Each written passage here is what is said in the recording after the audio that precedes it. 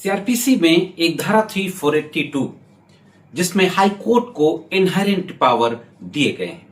अब सीआरपीसी के स्थान पर बीएनएसएस भारतीय नागरिक सुरक्षा संहिता नया कानून लागू हो गया है जुलाई 2024 से। तो 482 के स्थान पर जो बीएनएसएस की धारा है वो है 528। वही पावर 528 बीएनएसएस में हाई कोर्ट को दिए गए हैं। साथियों, किसी भी व्यक्ति के खिलाफ जब कोई क्रिमिनल अपराध दर्ज कर दिया जाता है यानी एफआईआर दर्ज हो जाती है और उस व्यक्ति को यह लगता है कि एफआईआर पूरी तरीके से फर्जी है, उसने ऐसा कोई अपराध नहीं किया है जिसका आरोप लगा करके एफआईआर दर्ज की गई है, कोई प्रमा फेसाई एविडेंस नहीं है, तो वह व्यक्ति 482 सीआरपीसी के तहत अब 528 बीएनएसएस आ गई, तो इसके तहत सीधे हाई कोर्ट जा सकते थे और एफआईआर को क्वैश करने के लिए मांग कर सकते थे। तो कौन से बेसिस हैं जिनके बेसिस पर एक एफआईआर को क्वैश किया जा सकता है? इस संबंध में सुप्रीम कोर्ट और हाई कोर्ट्स के डिफरेंट जजमेंट्स क्या हैं? तो दोस्तों, आज मैं आपके सामने 482 सीआरपीसी यानी 528 बीएनएसएस के संबंध में सुप्रीम कोर्ट ने कब क्या कहा है, पिछले करीब 50 वर्षों के जजमेंट्स में से 10 बेहतरीन जजमेंट से निकाल करके लाया हूं। उन 10 बेहतरीन जजमेंट्स के की पॉइंट्स हैं जो कौन सी मेन बात होल्ड की गई है सुप्रीम कोर्ट के द्वारा, उनके बारे में बातचीत करूंगा। तो साथियों, मैं करीम अहमद सिद्दीकी एडवोकेट एक बार फिर हाजिर हूं आपके बीच में अपने YouTube channel legal and social awareness में इसी महत्वपूर्ण जानकारी के साथ। बहुत महत्वपूर्ण जानकारी है। अगर आप एडवोकेट हैं, जूनियर एडवोकेट हैं, आपने अभी कोर्स ज्वाइन किया है, तो भी ये जानकारी आपके काम आएगी। अगर आप लॉ स्टूडेंट हैं या आप जुडिशरी के एग्जाम्स की प्रिपरेशन कर रहे हैं, तो भी ये वीडियो आपको देखना चाहिए। तो बहुत महत्वपूर्ण जानकारी है, जुड़े रहे आखिरी तक, देखते हैं कि पूरी जानकारी क्या है। दोस्तों, फर्जी एफआईआर को क्वैश कराने के संबंध में सुप्रीम कोर्ट के द्वारा समय समय पर कई लैंडमार्क जजमेंट दिए गए हैं।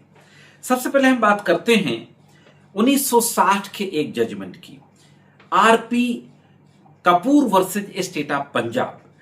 इसका साइटेशन आपके स्क्रीन पर है। एआईआर 1960 सुप्रीम कोर्ट 866 पेज पे ये पब्लिश हुआ था। इस केस में सुप्रीम कोर्ट ने कहा था कि यदि अभियोजन विधिक रूप से टिकाऊ नहीं है, विधिक रूप से अगर टिकाऊ नहीं है या आरोप अब्सर्ड हैं यानी बिल्कुल बकवास आरोप हैं, तो प्रोसीडिंग क्वैश की जा सकती है। साथियों, अब हम 1960 के बाद एक 1988 के जजमेंट पे नजर डालते हैं। 1988 का एक जजमेंट है माधवराव जिवाजीराव वर्सेज संभाजीराव एंग्रे। इसका साइटेशन भी आपके स्क्रीन पर है, 1988 एससीसी 692। इस केस में सुप्रीम कोर्ट ने कहा था कि यदि प्रोसिक्यूशन के सफल होने की संभावना नहीं है, अगर लगता है कि जो प्रोसिक्यूशन का केस है वो सक्सेस नहीं होगा, तो प्रोसीडिंग को क्वैश किया जा सकता है। यहां पर एक बात याद रखना होगा कि सिर्फ एफआईआर क्वैश के बारे में बात नहीं की जा रही, बल्कि पूरे इंटायर क्रिमिनल केस की प्रोसीडिंग को भी क्वैश करने के बारे में बातचीत की जा रही है। अब दोस्तों, 1960-1988 के बाद हम आते हैं 1992 के एक महत्वपूर्ण केस के बारे में। यह केस था स्टेट ऑफ हरियाणा वर्सेज भजन लाल। बहुत ही लैंडमार्क और बहुत ही पॉपुलर जजमेंट था। इसकी डिटेल भी आपके स्क्रीन पर है। इस केस में कहा गया था सुप्रीम कोर्ट के द्वारा कि यदि एफआईआर चार्जशीट से कोई अपराध नहीं बनता, मतलब इसमें चार्जशीट आने के बाद की भी बात कही गई है कि अगर चार्जशीट आने के बाद भी कोई अपराध नहीं बनता, मामला दुर्भावनापूर्ण लगता है या न्यायालय की प्रक्रिया का दुरुपयोग किया जा रहा है ऐसा लगता है, तो हाई कोर्ट 482 सीआरपीसी के तहत कार्यवाही को रद्द कर सकता है। अब दोस्तों, अगला केस देखते हैं 1998 का। यह भी बहुत लैंडमार्क जजमेंट था, Pepsi foods limited versus special judicial magistrate. Case की डिटेल साइटेशन वगैरह आपके स्क्रीन पर है। इस केस में सुप्रीम कोर्ट ने कहा था कि क्रिमिनल लॉ को हरासमेंट का हथियार नहीं बनाया जा सकता। बहुत महत्वपूर्ण बात कही थी, क्रिमिनल लॉ को हरासमेंट का हथियार नहीं बनाया जा सकता। अब दोस्तों, 2010 के दो महत्वपूर्ण मामले। पहला है सज्जन कुमार वर्सेज सीबीआई। बहुत पॉपुलर केस था, लैंडमार्क जजमेंट है। इसका साइटेशन है 2010 वॉल्यूम 9 SCC 368, डिटेल स्क्रीन पर है। इस केस में सुप्रीम कोर्ट ने कहा केवल स्ट्रॉन्ग सस्पिशन पर्याप्त नहीं है, मटेरियल जुडिशियल स्क्रूटनी से गुजरना चाहिए।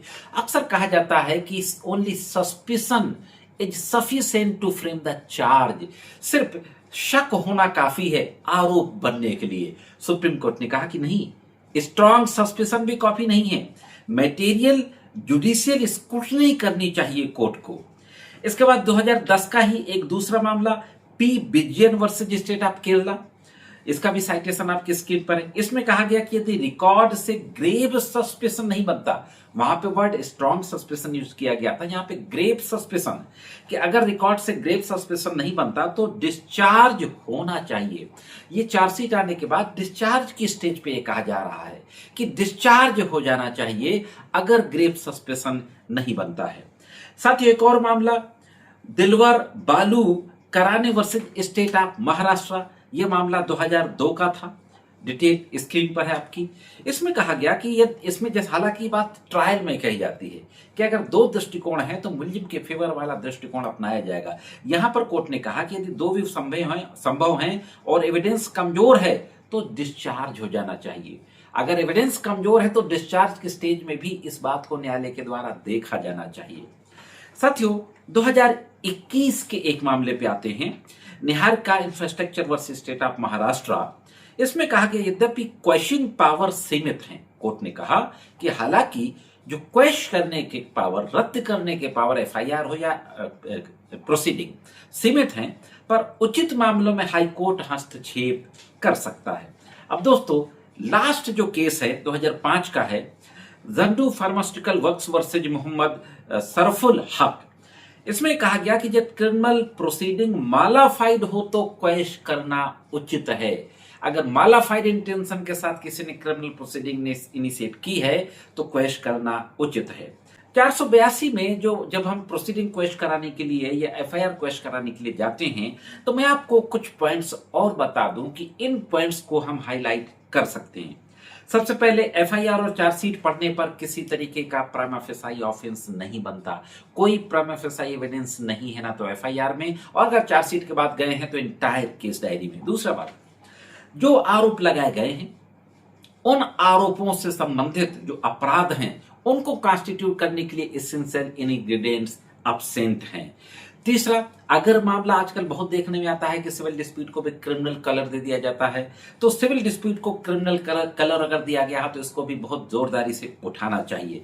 अगर एविडेंस डायरेक्ट नहीं है, हेयर्स एविडेंस है, तो इस बात को भी कहना चाहिए, इंडिपेंडेंट विटनेसेस की बात को कहना चाहिए। रिकवरी अगर फैब्रिकेटेड है, उसमें इंडिपेंडेंट विटनेस नहीं है, जो अनएक्सप्लेन्ड डिले है, मालाफाइड प्रोसिक्यूशन है, इन तमाम बातों को आप प्रोसीडिंग क्वेश में और चार्जशीट क्वेश में उठा सकते हैं।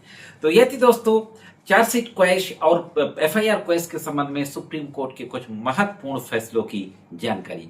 कैसे लगी कमेंट्स करके जरूर बताएं। जानकारी अच्छी लगी हो तो वीडियो को लाइक और शेयर अवश्य कर दें। आज के एपिसोड में सिर्फ इतना ही। मिलते हैं किसी अन्य एपिसोड में कानून की जानकारियों के साथ। तब तक महत्वपूर्ण कानूनी जानकारियों के लिए देखते रहें लीगल एंड सोशल एवेयरनेस।